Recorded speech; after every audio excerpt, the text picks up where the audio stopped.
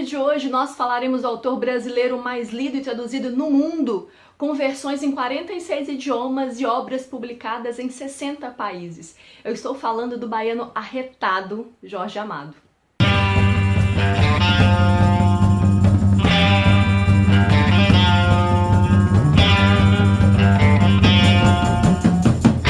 Jorge Amado nasceu na Bahia em 1912, teve uma participação política muito significativa, foi afiliado a um partido comunista, foi preso diversas vezes por esses envolvimentos e sempre teve um engajamento político-social muito forte. E esse engajamento a gente consegue perceber de forma muito clara e muito honesta no livro Capitães da Areia, que é o que nós iremos discutir aqui hoje. Jorge Amado participou do movimento modernista iniciado em 1928, recebeu diversos prêmios e foi eleito membro da Academia Brasileira de Letras em 1961. O livro em questão, Capitães da Areia, escrito na década de 30, foi censurado e queimado em 1937. Pasme.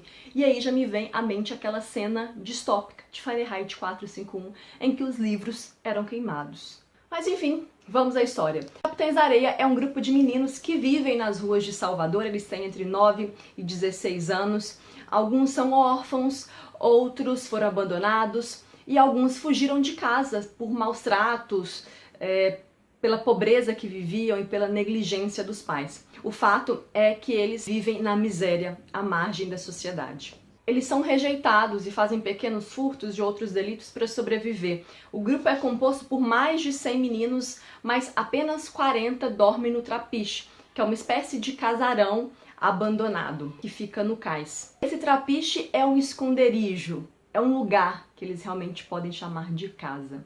Esses meninos cuidam uns dos outros, eles vivem por si só, eles formam uma família.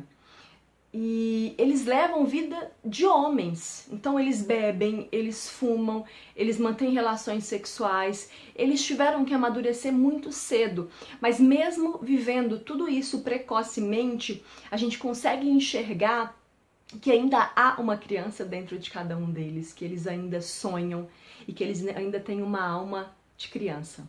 Eles são carentes, eles são crianças tendo que viver como adultos diante da realidade em que eles se encontravam. Importante mencionar que esse livro inicia com algumas cartas enviadas para a redação do Jornal da Cidade.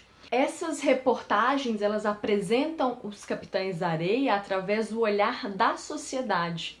Essa sociedade que os enxerga apenas como ladrões, como pessoas prejudiciais, quer dizer, eles são nocivos à sociedade e começam a propor uma série de medidas excludentes. E pensando sobre essas medidas propostas, no momento, eu não vou dizer que momento é, nem que personagem, enfim, mas que ele vai para um reformatório. E aí a gente consegue perceber o quanto essa experiência foi dolorosa para ele, né? E dolorosa fisicamente porque ele sofreu agressões, ele sofreu torturas, mas a dor também da alma, porque todo aquele ambiente só fez crescer ainda mais nele o ódio. O ódio pela sociedade, o ódio pela vida e por aquela situação que ele vivia. Apesar de termos um grupo muito grande dos Capitães da Areia, o livro, claro, ele acaba focando em uma parte bem reduzida. O líder dos Capitães da Areia é o Pedro Bala, que é filho de um homem que foi líder de estivadores e assassinado durante uma greve de doqueiros. E uma coisa que eu não falei é que todos os personagens que nós acompanhamos, todos esses meninos, eles são chamados por apelidos. Então tem o Pedro Bala, que é o líder, tem o Sem Pernas, que é um menino ranzinza e amargo, ele tem um defeito na perna, ele é manco, e ele se vale desse defeito para adentrar em casas de pessoas ricas. Elas acabam com pena acolhendo esse menino e aí ele sempre aplica um golpe depois e rouba essas casas. Tem o Pirulito, que quer ser padre, então ele encontra na fé e na religião uma espécie de carinho. Temos o Gato, que é um garoto muito vaidoso e que ele se apaixona por uma prostituta e eles acabam tendo um relacionamento até que duradouro. Tem o Volta Seca, que é afilhado de Lampião, então ele busca, ele deseja entrar no cangaço para poder vingar a morte da sua mãe. Tem um outro que é o Professor, que é o único letrado do grupo, então ele costuma ler histórias de aventuras para os companheiros e ele é um artista nato, então nas ruas de Salvador ele acaba fazendo desenhos de pessoas que passam para poder ganhar uns trocados. Esses meninos são perseguidos pela cidade e massacrados pelos jornais. Eles vivem de fato à margem da sociedade e recebem pouquíssima ajuda.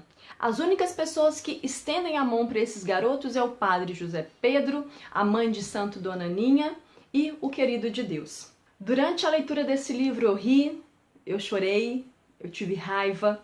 E o triste é pensar que essa obra é um retrato muito atual da nossa sociedade, que é preconceituosa, que faz diferenças sociais. Esse é um livro sensível e necessário.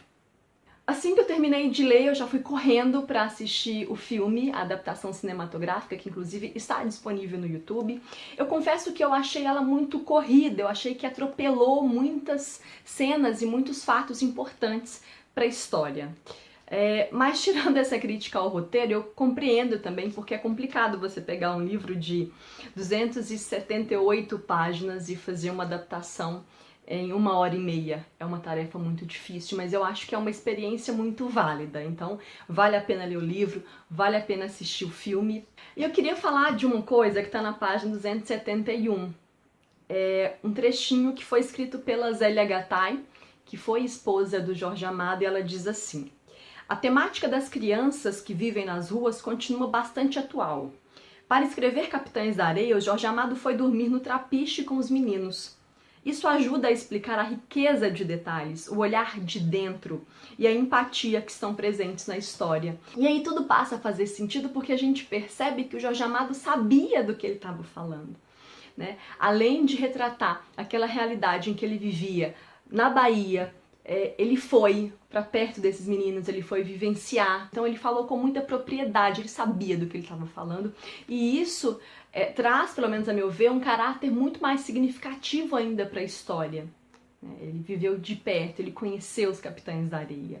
E eu queria falar rapidinho dessa edição da Companhia das Letras, essa capa muito legal, que tem esses garotos jogando capoeira, que também tem tudo a ver com a história desses meninos e culturalmente falando também, né, a história da Bahia.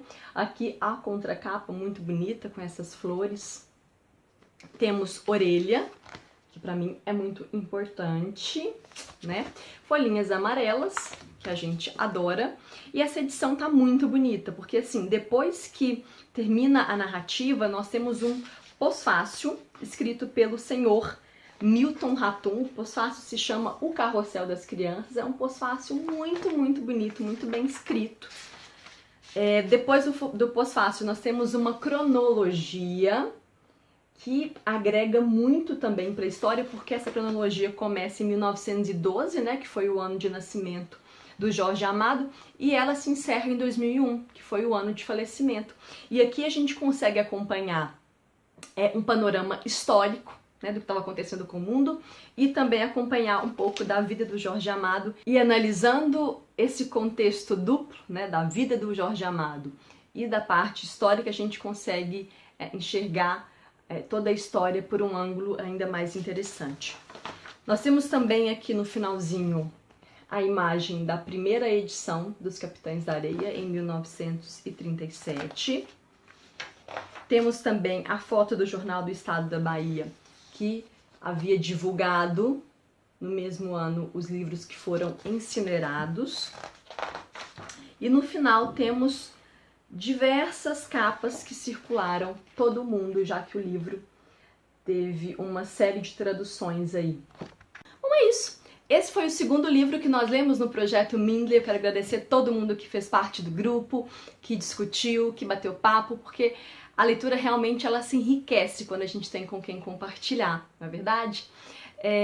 Eu costumo falar que eu acredito muito no poder humanizador e transformador através da leitura e dos livros. E depois que eu terminei de ler esse livro, essa certeza só reafirmou dentro de mim.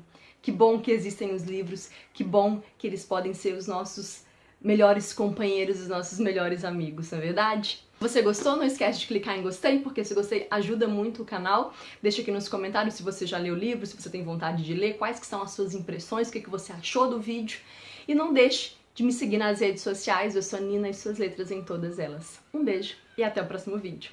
Tchau!